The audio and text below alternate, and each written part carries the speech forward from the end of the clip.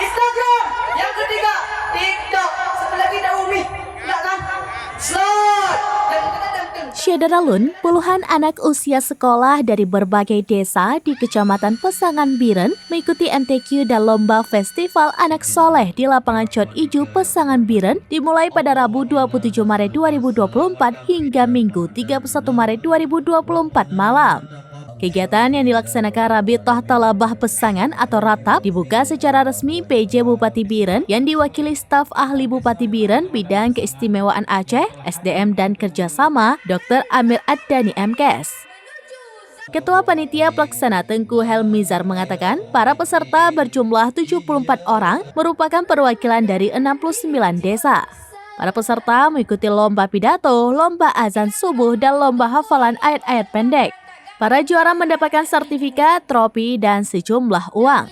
Camat Pesangan Teguh Mandiri Putra mengatakan tujuan utama MTQ maupun Festival Anak Soleh membangun generasi yang cinta Al-Quran dan generasi penerus bangsa yang beragama serta brilian dekat dengan orang soleh.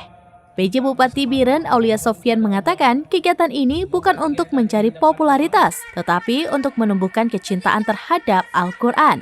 Kecintaan tersebut seperti membaca, menghafal, dan memahami, serta mengaplikasikannya dalam kehidupan sehari-hari, baik di lingkungan keluarga dan masyarakat, sehingga akan melahirkan generasi-generasi yang Qurani. Minyak wangi berganti dengan kemenyan. Tidak ada pionir yang membawa harta kita menuju cinta mati. Bukankah begitu? Hadirin wal hadirat yang dirahmati Allah. Keyakinan orang muslimin akan adanya kehidupan setelah kematian adalah hal model dalam standby kehidupan. Ia menganggap kematian sebagai keniscayaan, bukan seperti orang kafir yang menjauh dari kata kematian.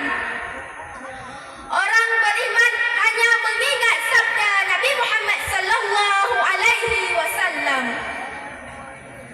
Banyak-banyak mengingat menghapus kenikmatan. Dari Biren, Yusmandin Idris, Serambinews.com. Download Tribun X sekarang. Menghadirkan lokal menjadi Indonesia.